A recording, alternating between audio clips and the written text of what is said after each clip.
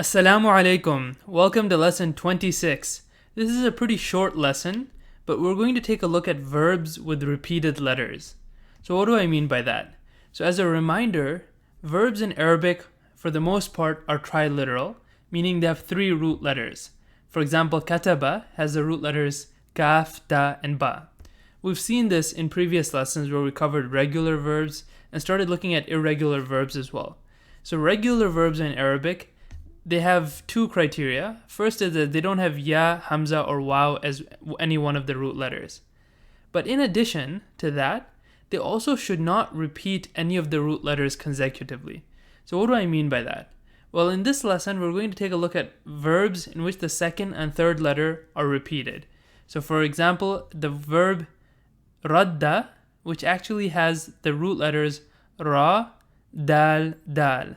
We see that the same root letter is in the second letter and in the third letter. And what this will do is this will actually change how the verb looks, both in the past tense and in the present tense. So let's take a look at an example here. So we'll start with the past tense. Normally, a past tense looks something like kataba or radada. But when the second and third letter are repeated, they become contracted with a shadda.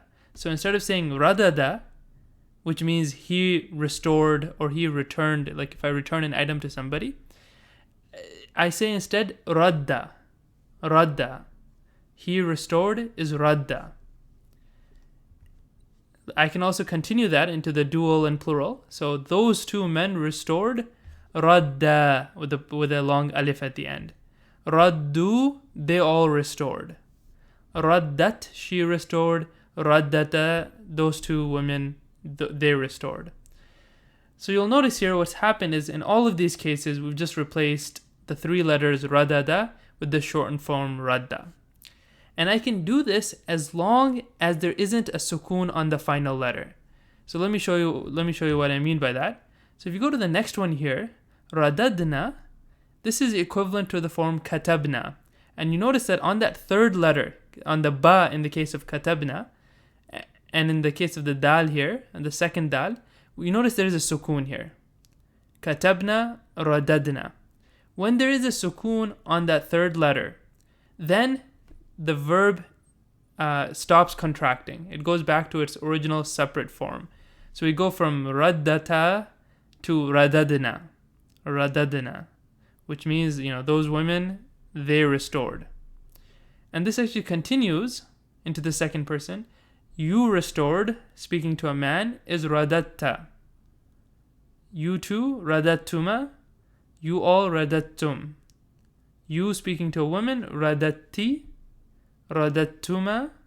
You group of women, radattunna. I restored, radattu. We restored, radadna. So what have we seen here? We've seen that for the first 5 forms, going up till here, we have radda. After that, it becomes radad, and so on. Okay, what about present tense? So in the present tense, we also change the form of the verb. Typically, you might have something like yaktubu or yansuru. But instead of having yarududu, we have yaruddu. So what's happened here is there used to be a sukoon on the ra, and then the next two letters had a dhamma. But the sukoon disappears and the two dhammas come back. So instead of yarududu, we have yaruddu. And there's of course a shadda on the dal here. So this pattern continues pretty much for the whole table. Instead of yansurani or yaktubani, we have yaruddani. So not yarududani, yaruddani. So we see the contraction. We continue, yarudduna, taruddu, taruddani, and here we have yarududna. So this is important here. So this is now the contraction disappears and we go back to the regular form. Instead of yaktubna or yansurna, we have yarududna. And the reason for that again is because there is a sukoon on that third letter. Okay, when you're referring to a group of women, they're doing something, it's yaf'ulna form, yaktubna. So we have that sukoon on that third letter, which gets rid of the contraction and brings us back to a regular form, yarududna.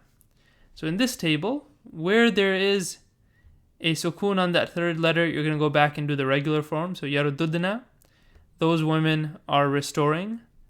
these tarududna, you women are restoring. Okay, but let's continue the table. Taruddu, so you are restoring. Taruddani, you two. Tarudduna, taruddina, taruddani, tarududna. And then aruddu, I'm restoring. Naruddu, we are restoring. Okay, so I'll just show a few examples of verbs that appear pretty commonly in the Quran. And so you can learn what these verbs mean and also understand the grammatical rules that are being applied here. So radda is he returned or he restored. Yaruddu, he is returning or restoring. The verbal noun, the act of restoration, is raddun. Raddun. Similarly, sadda, he blocked. Yasuddu, he blocks. Saddun, the act of blocking. Darra, he harmed. Yadurru, he harms. Dur, harm. As a noun. Massa, he touched. Yamassu, he is touching. Massun, the act of touching. And this is often used in a figurative sense. So for example, harm touched him. Okay. Alright, and I should mention that this can be used in other verb forms as well. So go back to our lesson on derived verb forms if you don't remember this. But as we said, not all verbs in Arabic look like kataba. Sometimes, for example, in form 4, it can look like aslama, or in this case, ahabba. So what's happened here is that the three root letters are ha, ba, and ba. And so again, I contract them. Rather than saying ahbaba, I say ahabba. Ahabba. The present tense is yuhibbu, and the verbal noun love is hub. Alright, so let's do some exercises here. So we're going to look at some examples from the Quran. فَرَدَدْنَاهُ إِلَىٰ أُمِّهِ. So what do we have here? So fa, the suffix fa just means so. Radadnahu. So radadna means we returned or we restored. Radadnahu, this hu is a pronoun suffix. We restored him to his mother. Ila ummihi, his mother. Massal insana durru. So this is a nice example here where we have two different verbs, massa and dur. So massal insana, something touched human beings. So how do we know that is human beings the subject here? No, it's not, because it's not in the marfu' case. In fact, it turns out dur is actually the subject. So what does dur mean? If we go back, we'll notice that it means harm. It's the verbal noun which means harm. So harm touched the human being. Harm touched the human being. So al-insana here is actually the object. Okay? إِنَّهُمْ لَيَصَدُّونَهُمْ عَنِ السَّبِيلِ.